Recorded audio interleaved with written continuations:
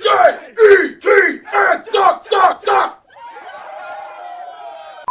The final game of the Jets' 2015 season was one filled with a surprising amount of hope for Jets fans. Win and they're in the playoffs. And even better, they're playing the walking mediocrity that is the Buffalo Bills. This is one of those rare years that they aren't in the league's cellar. Who knows what happens to them in the playoffs? They've literally got their ticket punched for them. Oh right, this is the Jets. They completely prolapsed the entire game with Fitzceptions all around.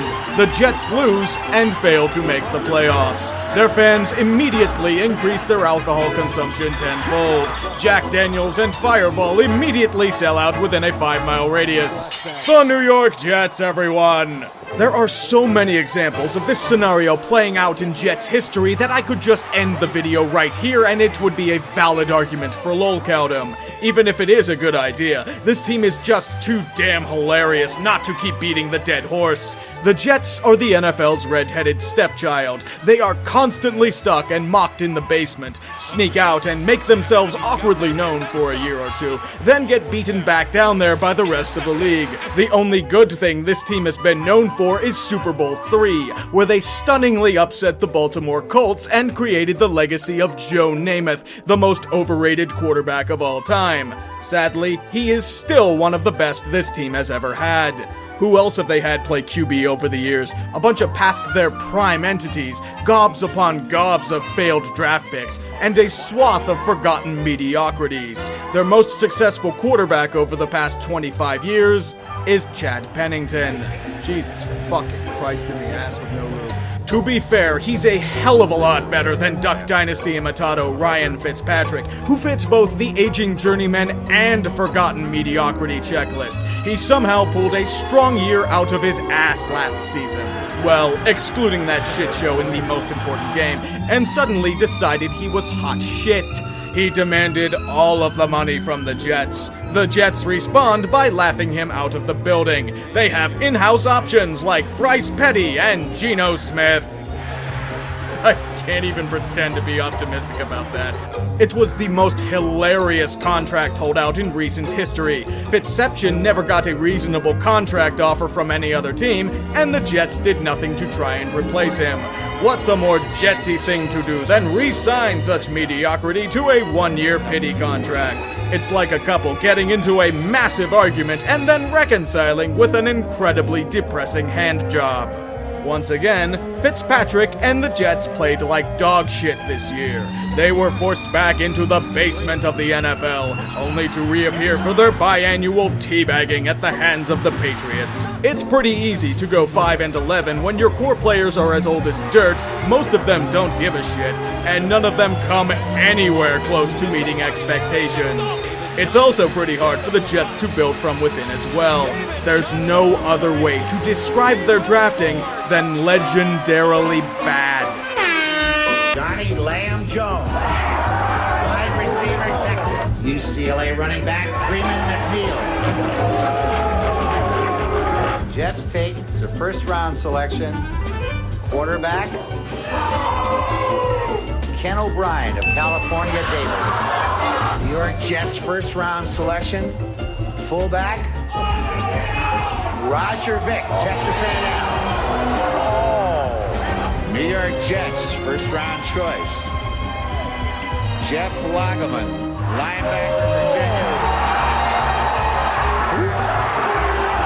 The New York Jets select Blair Thomas, running back, Penn State.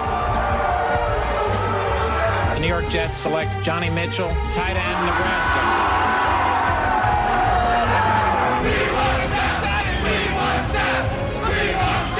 The New York Jets select tight end from Penn State, Kyle Brady. The New York Jets select Mike Nugent, kicker, Ohio State. There you go, Mike. The New York Jets select Vernon Golson, defensive end, Ohio State. The Jets have just won the Super Bowl. The New York Jets select Mark Sanchez, quarterback, USC.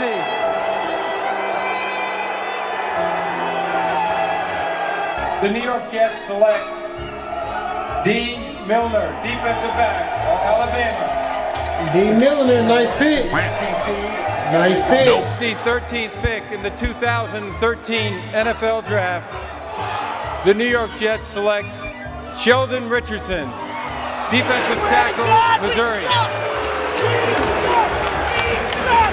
New York Jets select Geno Smith. The New York Jets select quarterback Christian Hackenberg, Penn State. Nope. So if you can't draft, can't play, and can't care, what the hell is this team even notable for anymore? Oh, that's right, the butt fumble. One of the greatest plays to ever be devised by the football gods for our comedic enjoyment. Shocked Jaguars fan may be a depressing offering, but he at least has dignity. Butt fumble is so full of shame, it's now a figure of speech. It is the perfect representation of failure, buffoonery, submission, and outstanding comedic timing that football has been dying for since Jim Marshall ran the wrong way for a safety. I could play this clip on repeat for 5 minutes with yakety sax in the background, and it would just as strongly prove my case. In fact, I'll go further and say that this play is the perfect microcosm of the Jets organization. Everything surrounding this team is a butt fumble. Their performance this season? Butt fumble. The free agent signings are usually butt fumbles. How they play in critical games? Absolutely a butt fumble. Brett Favre sending dick pics? He butt fumbled. John Idzik's tenure? Total butt fumble. Rex Ryan constantly butt fumbled his way around the sidelines for 6 seasons. Rich Kotite? That dude even looks like a butt fumble. Bill Belichick butt fumbled by accepting a head coaching position with the Jets, then gloriously unbutt fumbled on a paper napkin. The Jets butt fumbled by injuring Drew Bledsoe. Ryan Fitzpatrick's contract holdout was a double butt fumble. They continue to draft butt fumble after butt fumble after butt fumble. Even their fan base, like Fireman Ed, is a butt fumble. They drink themselves into a stupor after watching such butt fumbling, and then butt fumble their way into creating more butt fumbling bastard spawn. This play should be enshrined and bronzed as a statue outside of MetLife Stadium for all of us to bask in and enjoy, courtesy of a donation from the Mara family. Our future children and grandchildren should be able to laugh like we all did on that glorious day for millennia to come. I personally can't think of a more fitting way to end this video than with a musical montage. My little dog Spot got hit by a car. Hubba, hubba, hubba, hubba, hubba. Put his guts in a box and put him in a drawer. Hubba, hubba, hubba, hubba, hubba. Oh, I'm a happy boy. Oh, I'm a happy boy.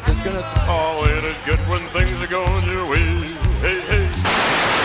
Years ago, we talked to Tom Moore, then in Indianapolis, the offensive coordinator. You got a busted play here, and then Sanchez gets hit. The ball is loose, and it's alive.